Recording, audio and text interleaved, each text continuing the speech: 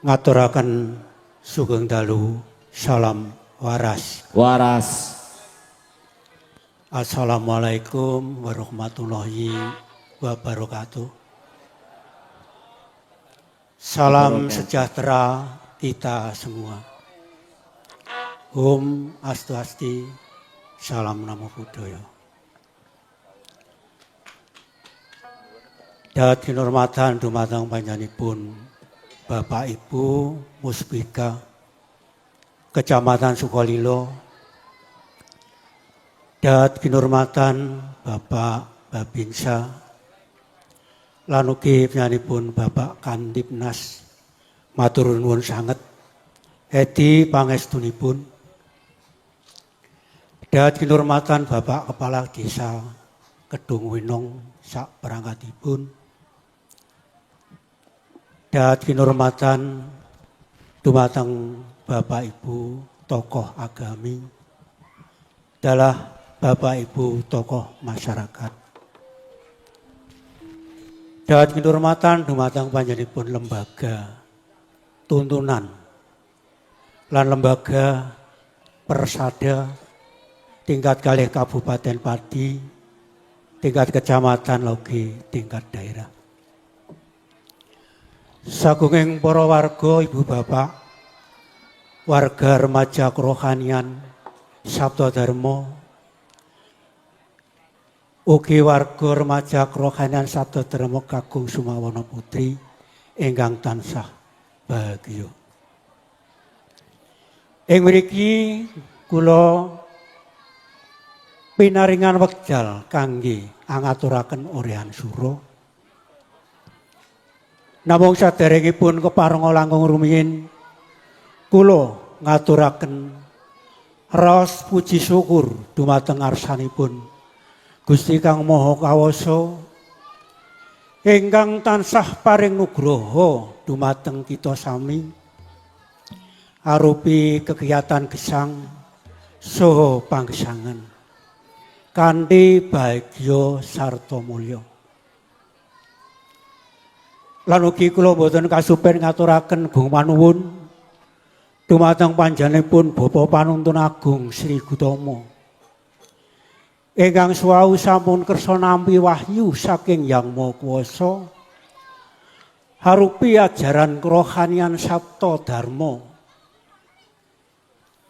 minangka kangge peranataning manembahing umat manungsa dhateng Yang Maha Kuwasa ingkang dipun warisaken sedaya umat ingkang kersa menghayati saengga saged kangge pangolahing gesang. Niki gesanging rohani dalah gesanging jasmani.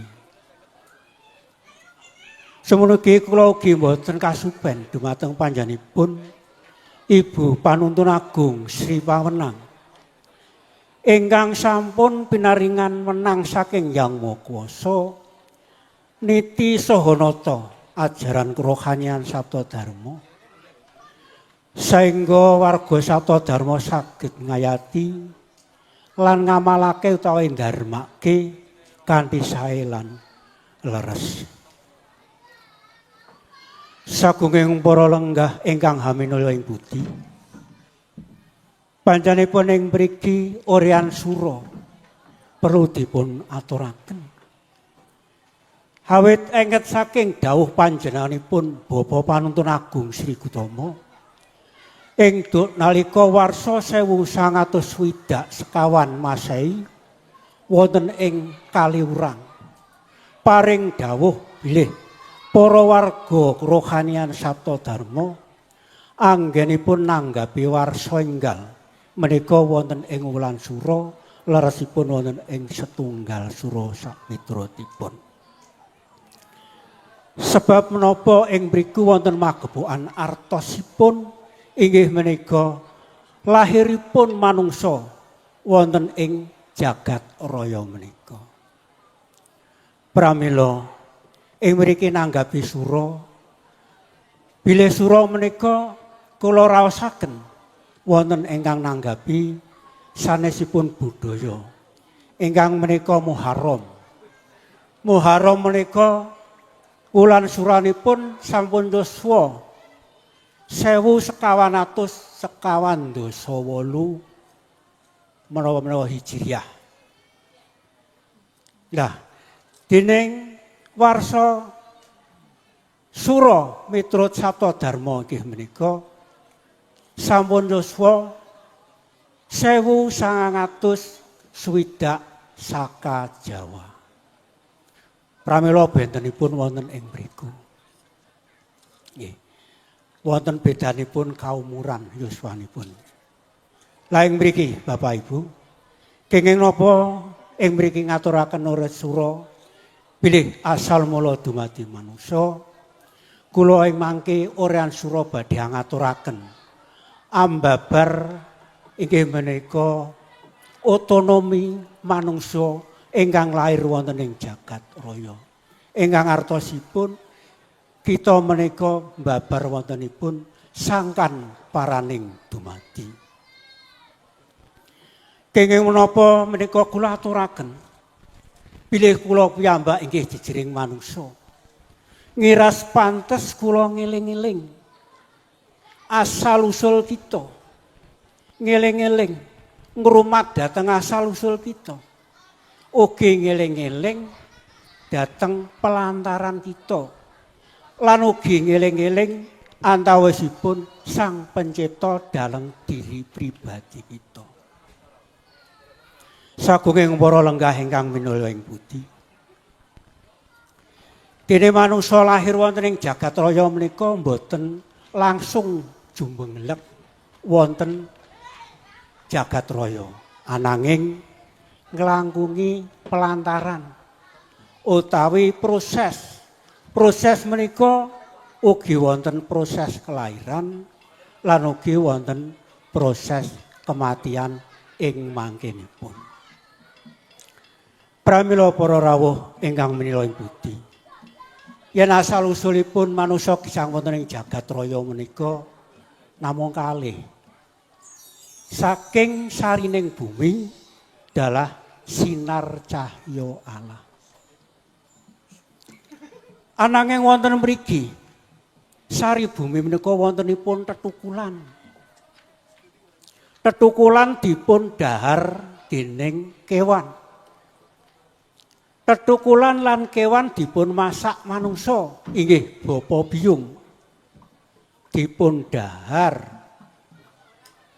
nuwuhaken dhateng kalori, protein, kalsium, gizi lan sanes-sanesipun wonten ingkang saperangan dipun saring-saring wonten ingkang dados toya parawita suci. Lah saking punika Bapak Ibu antawisipun magepokan kalih wulan sura.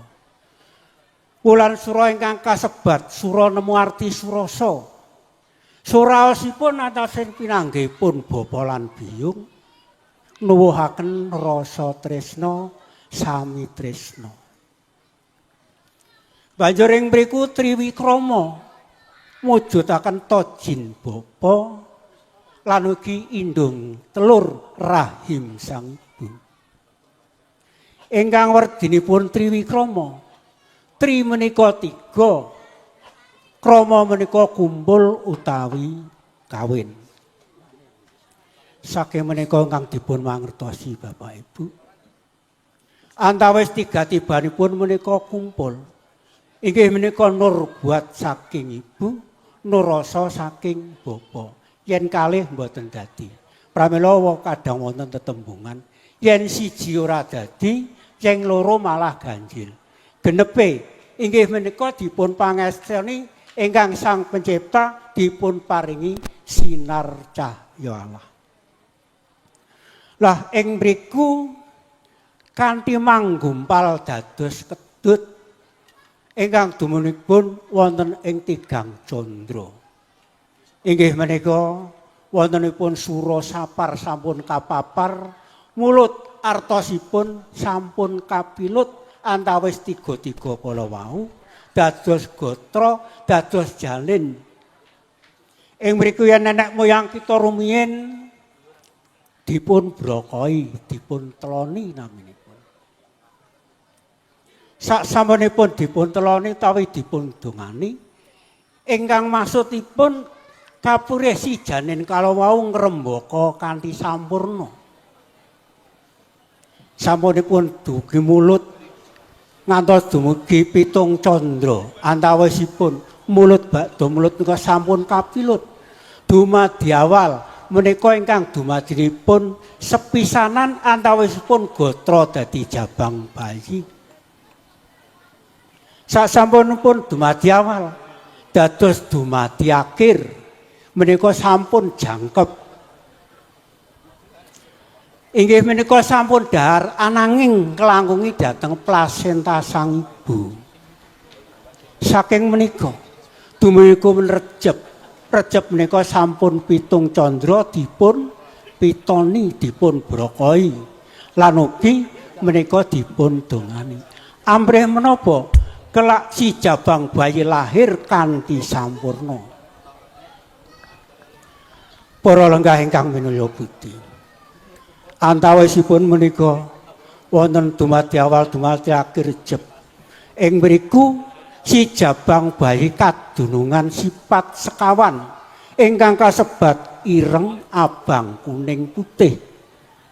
Ingkang dayane dedaharan ingkang sampun katedha liwat wontenipun plasenta sang ibu menika. Antawisipun ingkang cemeng menika saking sari-sarining bumi, hawa ingkang medal saking kutuk, sok kadang manungsa nggadahi pangandika ingkang awon, misuh-misuh lan sapanunggalanipun. Ingkang kasebat nafsu alwamah njaga riyah. Dina kaping kalih ingkang warni abrit menika ingkang saking sari-sarining bumi, saring-sarining geni menangka kangge jat pembangun masak. Lah, ingkang abrit medalipun sari-sarining geni kala wau medal wonten jendela talengan.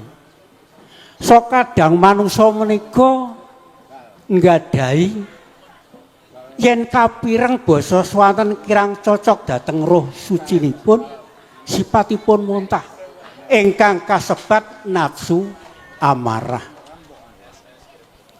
Dene ingkang kuning saking sari-sarining banyu. Sari-sarining banyu hawa ingkang medal wonten ing netra menika dayanipun pepinginan. Pepinginan kala wau yen boten dipun kendali sok kadang mbebayani dhateng si manungsa menika piyambak kanthi keprangkap wonten ing jurang kanestan. Pramila menika perlu dipun amati kanthi saestu. Lan ugi ingkang warni pethak menika saking sari-sarining angin. Gawa ingkang medal saking grana. Menika pethak ananging wujud pethak tasih kagolong nafsu. Ingkang medal wonten grana menika nafsu kesabaran. Pramila Bapak Ibu, kadang yen wonten raos sengkel wonten ing sajroning manah, kita narik napas panjang ditedalake kanthi alon-alon ndayani lega lan legawa wonten manah. Lah punika Bapak Ibu, lan ugi grana menika sipatipun wonten ing tengah-tengahing bebener. Grana ugi waskita. Waskitanipun grana mbok bilih wonten aroma senajan to netra menika dereng pirsa grana sampun saged ngraosaken. Lan ugi grana menika mboten gampil pitados. Contonipun yen kita badhe belanja duren utawi pelem kuweni. Cetha nak gandanipun sampun ngoten, aning nyatanipun grana menika tesih dipun ambet. Nggih napa mboten menika? Nah, salajengipun mila grana menika mapan tengah-tengahing bebener. Ugi grana yen enten ganda mboten eca. Grana menika mboten purun. Nah, kita ngamat-ngamati dhateng sifat sekawan, ireng, abang, kuning, putih. Sifat alwamah njaga riyah, sifat amarah, sifat napa menika supiyah lan sifat mutmainah kita kedah tiga kala nulodo dhateng sipatipun grana. Para lenggah ingkang minula ing budi menika jejering manungsa sandanganipun. Pramila ing mriki Bapak Ibu ndungkap wontenipun dumugi 9 candra lan ugi dumugi 8 candra. Ateges menika rejeb ruwah sampun meriwah jangkep antasipun Sabta Rengga sampun kadurungan sifat sekawan munggah wonten ing 9 candra. Ing mriku wulan poso dene si jabang bayi sampun kadurungan antawisipun rasa lan pangrasa ingkang jendalanipun wonten ing babahan hawa sanga. Inggih menika netra kalih, telingan kalih, grana setunggal bolongane kalih, tutuk setunggal ngandhap kalih. Menika kadurungan jendelanipun rasa lan pangrasa. Pramila wulan poso, Bapak Ibu sami nindaki poso. Nindaki poso menika boten ateges ninggal daharan utawi unjukan. Ateges poso menika njagi subasita solah bawa lan pangandika saengga panggraita ingkang sarwa luhur. Ampresi jabang bayi kala lair kanthi sampurna nggadahi bebuden ingkang luhur. Dene ndungkap wonten ing sedasa candra dinten ingkang kaping 11. Kelak jabang bayi sampun lahir uwal saking guwa garba sang ibu ingkang ateges wulan Sawal. Lah ing mriku si jabang bayi kadurungan pakarti inggih pakartining rasa. Jangkep antawasipun ingkang mapan jendelanipun wonten ing 10 tinutup. Ing ajeng kula matur bilih manungsa nggadahi babahan hawa sanga inggih menika telingan kalih, netra kalih, grana setunggal bolongane kalih, tutuk setunggal ngandhap kalih, sedasa pinutup wonten ing umbun-umbun kita. Pramila Bapak Ibu mboten aneh malih yen warga Saptadharma saben sak tindak sak pecak kita tasah ning ngraosaken wonten ing umbun-umbun ateges kita pakarti kawula mau ingkang peparing saking Gusti ingkang kasebat inggih menika Sang Hyang Tunggal. Mila kedah saged manunggalaning antawisipun kawula lan Gusti lewat wonten ing jendela 10 tinutup nembe tumindak. Makaten Bapak Ibu, ing mriki Bapak Ibu, nenek moyang kita menika len aweh pitutur dumateng putra wayah kanthi dilewataken menapa syair wonten tembang inggih menika tembang ilir-ilir. Niki Mas Prajangga monggo kula dipun iringi tembang ilir-ilir nggih. Siaga Enggati sampun siap menika. Mangke kula tak buka celuk.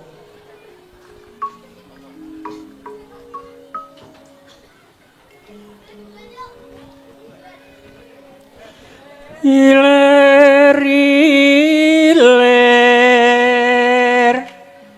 tandure wong ilir tak ijo royo-royo pasembot pangantenan kowe aku ucap penekno blimbing kowe nyulo nyepeno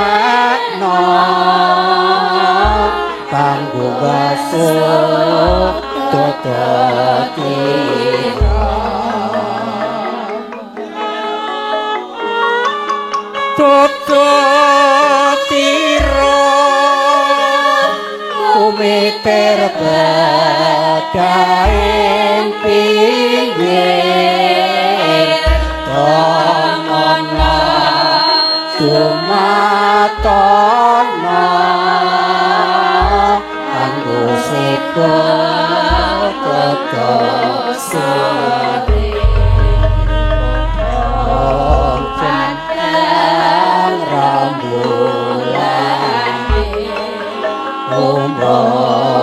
Jembar kalangan wasura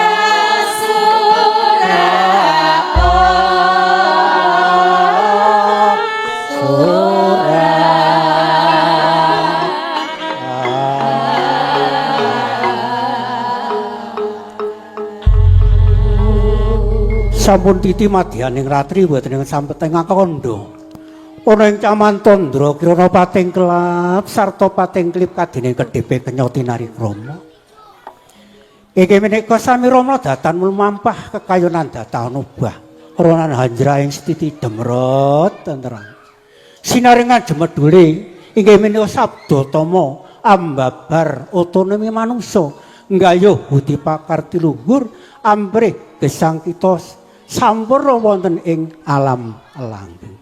Makaten matur nuwun Bapak Prajaga sedaya ingkang sampun ngiringi para rawuh. Ing mriki kula badhe bedah wontenipun inggih menika petangan-petangan saking nenek moyang kita. Nenek moyang kita menika anggenipun paring pitedah lumantaran aksara Jawa. Aksara Jawa menika wonten kalih dasa. Kalih dasa kala wau ingkang dipun perang dados kalih dadosipun wonten 8 kalih 12. 8 menika dumunung wonten ing windu. 12 dumunung wonten ing taun. Taun menika wonten 12 sasi. Lah punika anggenipun nenek moyang kita wonten petangan-petangan. Salajengipun 12 dipun perang wonten kalih wontenipun gangsal kalih 7. 7 kang dumunung wonten ing dina dening ingkang gangsal menika wonten ing pasaran. Dene salajengipun 7 diperang dados kalih antawisipun 3 kalih sekawan. Dene ingkang tega dumunung wonten ing penganten kalih wali. Dene ingkang sekawan wonten kiblat sekawan. Inggih menika miturut sabda dharma kiblatipun. Setunggal sarining bumi, angka kaping kalih sinar cahya Allah dumateng ingkang Maha Kuwasa. Ingkang kaping 3 inggih menika bapa lan biyung. Inggih bapa ingkang nomor sekawan biyung. Dados menika kiblat kita ingkang perlu kita pundi-pundi lan kita jagi. Jagi menapa? Bilih bumi kita bumi Indonesia utawi wonten ing tanah Jawa mriki ugi bumi suci. Nyatanipun dipun saring-saring dados kula lan panjenengan sami. Nggih napa mboten niki? Niki perlu bumi dipun urip-urip. Artosipun dipun urip-urip, dipun olah, dipun urip-urip ing mangkenipun saged ngurupi awake dhewe. Contonipun yen ditanduri wonten pawuhane saged kangge ekonomi, nggih napa mboten. Lan ugi ampun ngantos dipun parengaken yen dibiyak wonten ing saking manca negari, perlu kita depani. Leres ngoten napa mboten? Lah wonten mriki.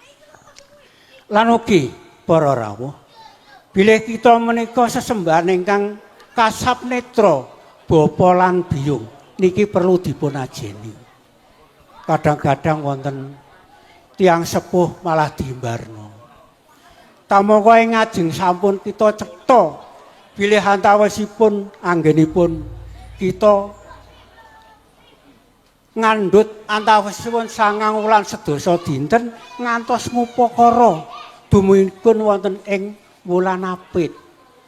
Ing mriki wulan apit panjenenganipun bapa biyung niki kahimpit kahanan amargi golek boga palastra kangge ngruwat si jabang bayi mulane kasebut wulan apit. Sasampun wulan apit menika lajeng cupitan ndungkap wonten ing tataran remaja. Lah menika dipun gula mentah ingkang kados mekaten kanthi lumantaran aksara Jawa.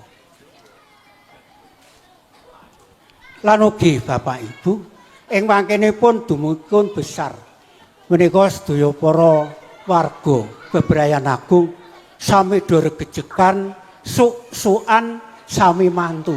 Nggih napa mboten niki?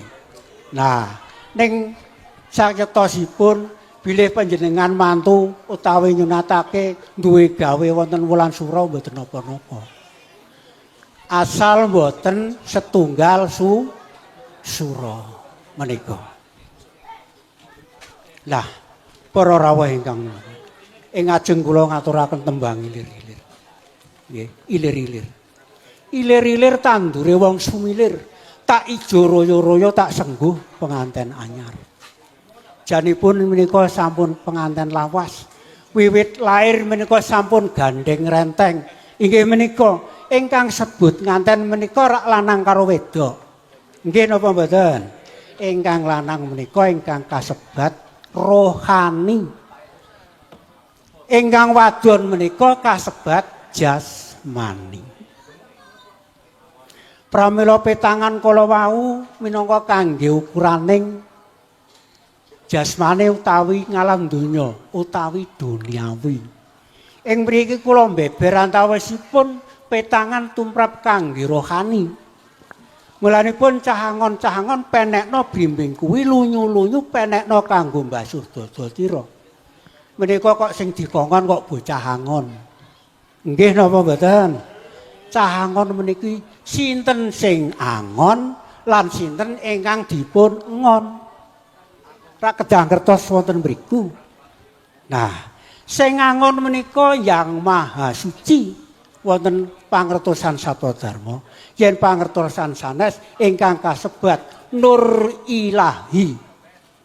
Menika kedah saged momong dhateng sifat sekawan ireng abang kuning putih. Nafsu alwamah njaga riyah, nafsu amarah, nafsu sukiyah lan ugi nafsu mutmainah. Niki mendhet kata lain.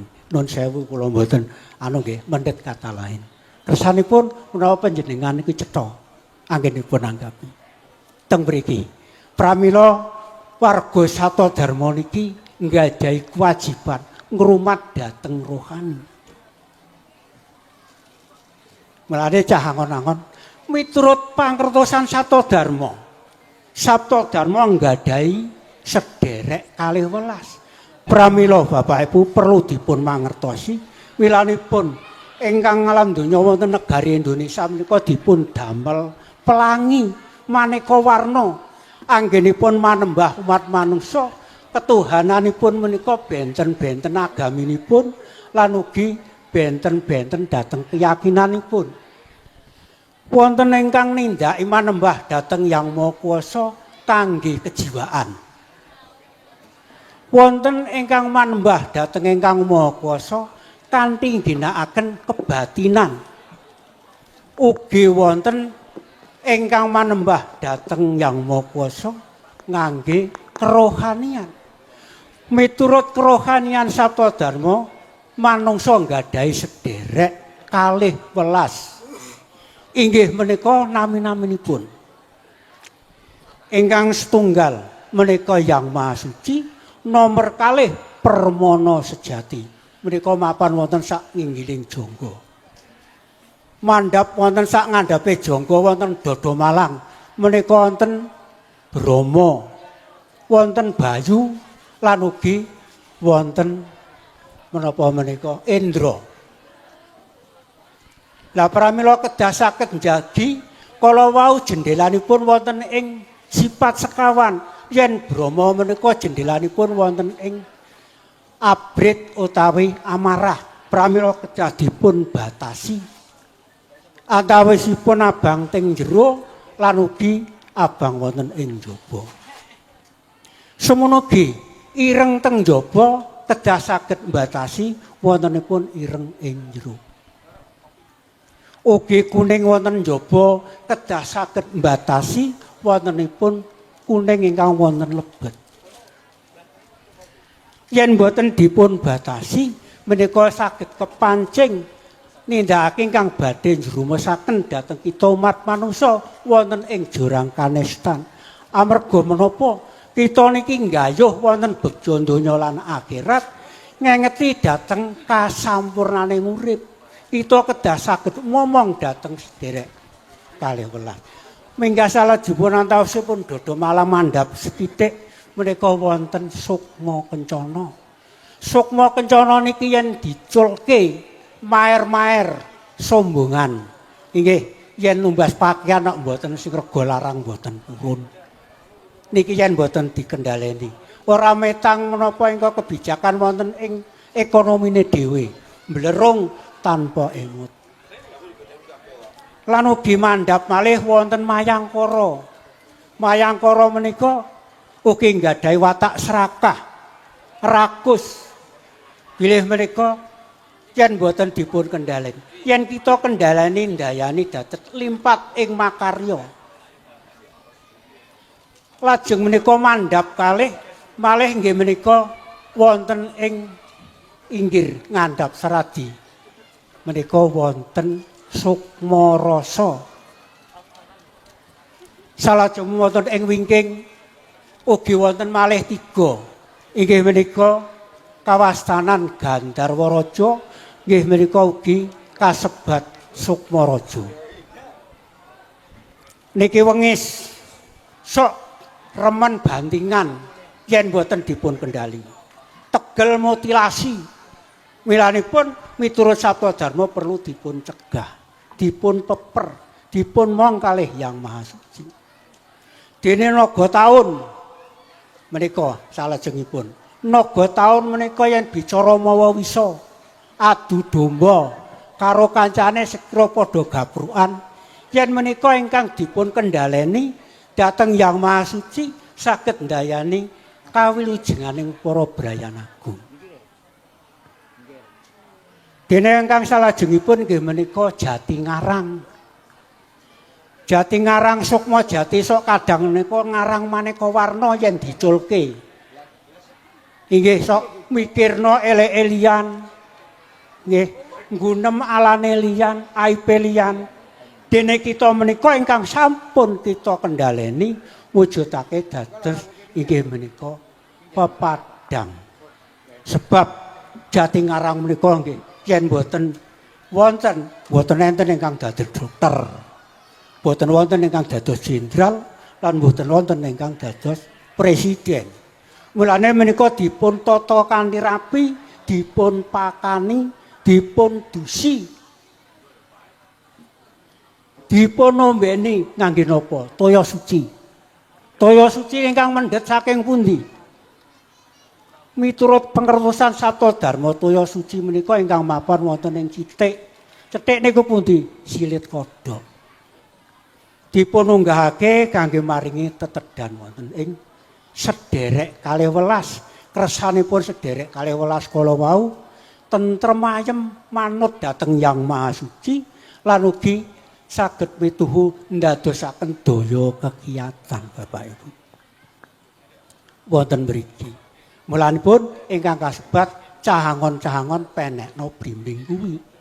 Blimbing umumipun menika lininganipun gangsal. Niki nemu werdi antawisipun sipatipun Yang Maha Kuwasa gangsal prakawis. Inggih menika Maha Agung, Maha Rakim, Maha Adil, Maha Wasesa lan Maha Langgeng.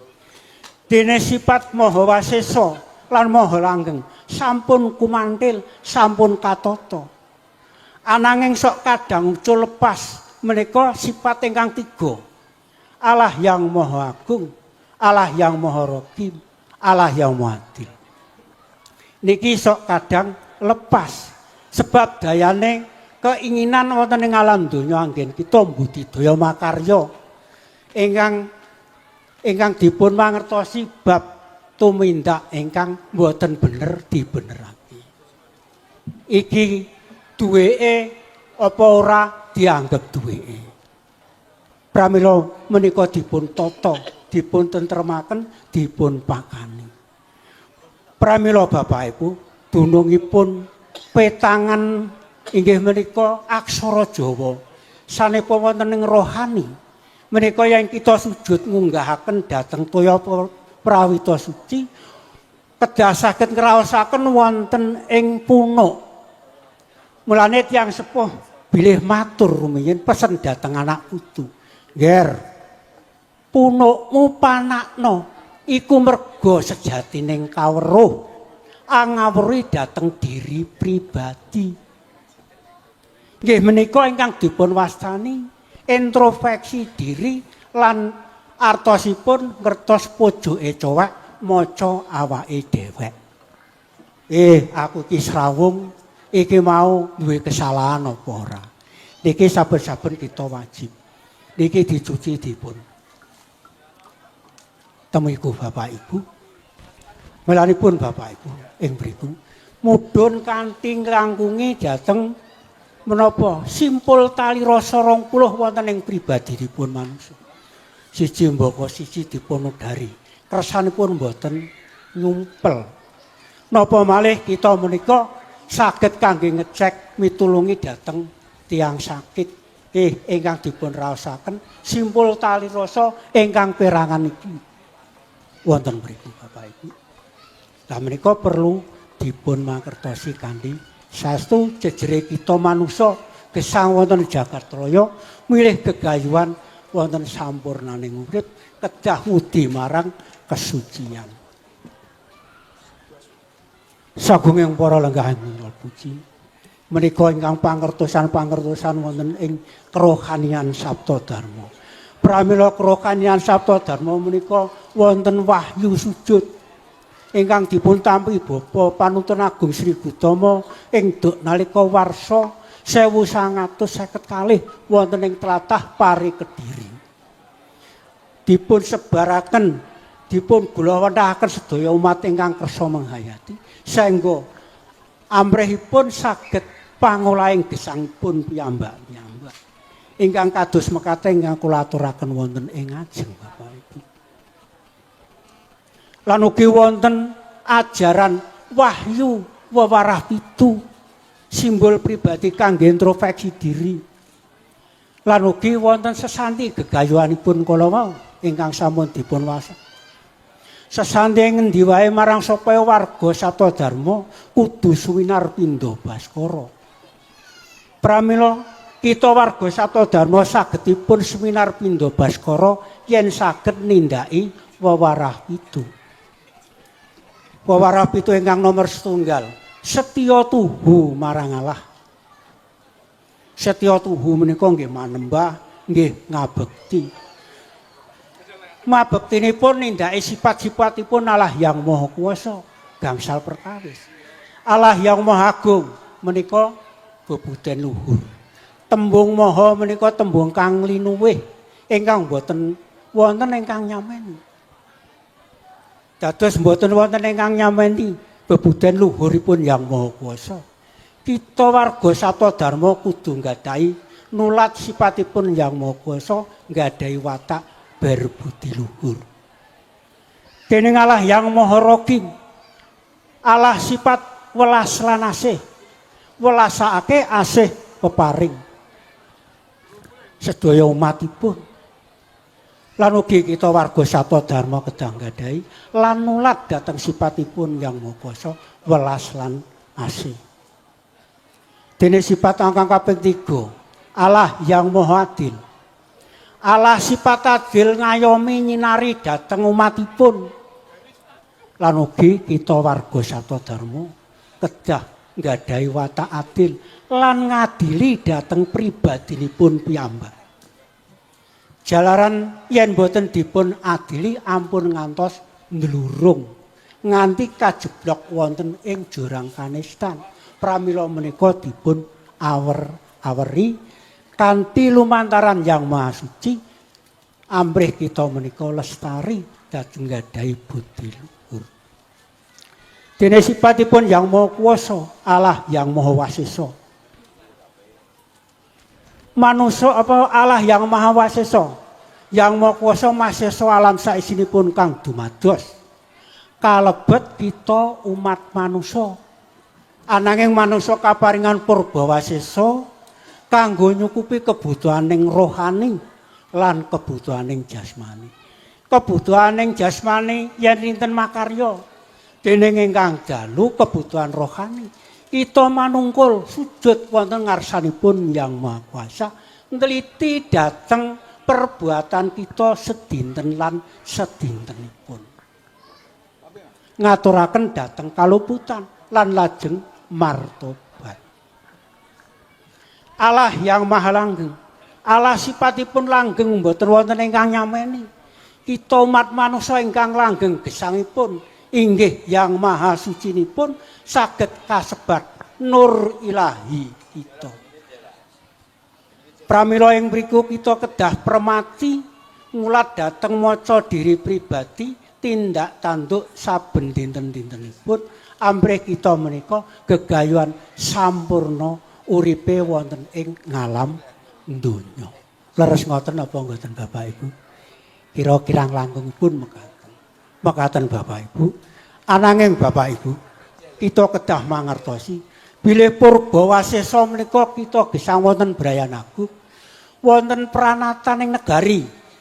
Pramila wewarah 7 nomor kalih ngandhakake bilih kanthi jujur lan sucine ati kudu setya nindakake angger-angger negarane. Ing ajeng sampun matur bilih kita ketuhanan maneka warna. Cara budayanipun agamipun piyambak-piyambak kita saling menghormati. Menapa menika guyub rukun, gegandengan tangan, gotong royong mbangun wonten negarinipun. Njagi wonten ing katentremanipun. Miturut paugeranipun negari ingkang sampun kita sepakati perjanjianipun kita bersami. Inggih perundang-undangan dasar Pancasila, Undang-Undang Dasar 1950 gangsal. Wonten mriki Bapak Ibu, bilih kita menika paugeraning negari kudu dipatuhi kagem sagunging para warga kerohanian Sabda Dharma. Wewarah 7 ingkang nomor 3 melu cawe-cawe cantut taliwondo njaga adeking nusa lan bangsane. Bilih negara menika badhe mranata adeking bangsa. Inggih menika tata titi, tentrem, kerta raharja, gemah ripah loh jinawe yen kita niku ngendel mawon nggih boten kasembatan. Pramila warga Sabda Dharma kudu nderek cawe-cawe. Mboten usah tebih dipun sangkani, dipun wiwiti saking putra wayah langkung rumiyin. Syukur gage sumrambah wonten ing kanan kiri lingkungan. Syukur gage sumrambah wonten ing Brayan Agung. Dene wewarah 7 ingkang nomor 50. Tetulung marang sapa wae yen perlu. Kanthi ora duweni pamrih apa kajaba mung rasa welas lan asih. Tiyang tetulung menika maneka warna. Mawi arta saged, mawi tenaga saged, mawi bondo saged, mawi pemikiran saged, mawi tenaga nggih saged. Napa malih warga Sabda Dharma niki pinaringan sabda wisada kanggo nulungi tiyang sakit. Yen kita dharma, kita ngamal kudu sepi ing pamrih, rame ing gawe. Leres ngoten nggih Bapak Ibu nggih. Wonten mriki. Lajeng wewarah 7 ingkang nomor gangsal. Wani urip kanthi kapitayan saka kekuwataning dhewe. Niki ampun salah persepsi. Ingkang dipun maksud yen urusan duniawi yen nyilih ya kudu balekake, yen utang ya kudu nyaur. Yen urusan rohani, jiwa kita, kepribadian kita, yen kita manembah dhateng Yang Maha Kuwasa, napa bisa diwakilake? Mboten iso nggih. Yen kita resik Dateng rohani kita napa saged dipun wakilake mboten bisa. Perlu dipun teliti kita ngabekti dhateng Yang Maha Kuwasa yen ketemu kesalahane lajeng menika mertobat. Kapok boten dipun ambali malih. Maksudipun ingkang kados mekaten. Lajeng menika ndungkap wewarah 7 ingkang nomor 6. Tanduke marang warga bebrayan kudu trap susila. Kanthi alusing budi pakarti tansah gawe pepadang lang marming liyan. Lah niki bilih kita warga Satya Dharma kudu antawasipun terhadap bebrayan kita dateng wanita dateng priya kita saling menghargai menghormati. Ugi wanita dateng priya ya kudu menghormati subasitanipun ingkang gawe nglegawa lan dados senenging ati. Mriki. Ugi warga Satya Dharma kedah saged srawung bebrayan. Mriki. Lajeng wewarah 7 ingkang nomor 7. Yakin yen kahanan donya iku ora langgeng, tansah owah gingsir anyakra manggilingan. Kita pitados bilih ngalam donya niku berubah-ubah. Ibarate kados lampahing jinantra. Ngisor temu dhuwur temu ngisor. Ingkang nemu artosipun kita menika ampun susah-susah yen nembe nandhang. Kenging napa matur mengaten? Mboten wonten Kang Maha Kuwasa alam menika nyubi dhateng umat manusa ingkang nganti langkung batas kemampuanipun. Pramila kula ingetaken ampun ngantos menika panjenengan susah. Nggih ampun bungah-bungah yen lagi kabegjan. Leres ngoten Bapak Ibu nggih. Nah, menika. Makaten Bapak Ibu amprih orean sura menika. Bilih petangan-petangan menika kala wau pituture nenek moyang kita. Bilih wonten aksara Jawa kangge pitutur. Kala wau sanesipun rohani wonten ing simpul tali rasa. Kalih dosa wonten pribadinipun manungsa. Bilih wedharipun wonten petangan dina sak piturutipun. Ugi nenek moyang kita nganggit wonten dumugi ing pelintangan. Menika dipun lewataken petangan kala lewat dhateng sujud lumantaran dhateng rohani kita. Pramila menika mboten saged kula wedharaken. Kedah mawi penelitian utawi penggalian rasa Bapak. Makaten Bapak Ibu, orean sura ingkang kula aturaken antawisipun wonten ing warsa enggal. Inggih menika 1960 saka Jawa kanthi candra sekalanipun sirnaning pangrasa terusing manunggal. Artosipun manunggaling kawula lan Gusti. Kita warga Satya Dharma sampun nilaraken wonten ing warsa 1959 lumarap wonten ing warsa 1960 saged menika kasembadan budi pakartilipun ingkang luhur. Mekaten sagetaken kula matur, mbok bilih wonten tunadha kaping kula wijang wijiling wicara saengga pangrakiting sastra kula dening kula manusa samantah mboten lepas saking kalepetan. Kula nyuwun pangapunten ingkang sakathah-kathahipun para rawuh. Inggih menika panutuping atur kula ngaturaken salam waras. Waras ngaturaken agunging panuwun katur dumateng Bapa Kasiman. Kula aturi lenggah wonten ing papan sekawit.